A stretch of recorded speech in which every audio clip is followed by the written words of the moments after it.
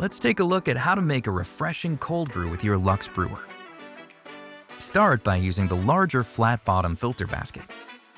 Add freshly ground coffee to the basket, about 100 grams, or roughly 12 scoops. That's about 3 times the amount you'd use for a hot brew, giving your cold brew that rich, full-bodied flavor. Fill the water tank to just below the cold brew line and ensure the cold brew option is displayed on screen.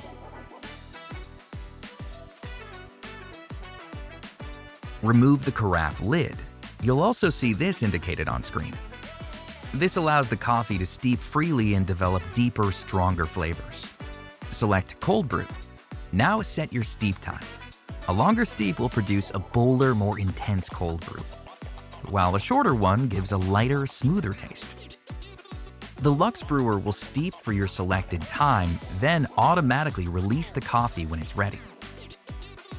Serve your cold brew over ice or add milk for a creamy finish. Enjoy your cold brew.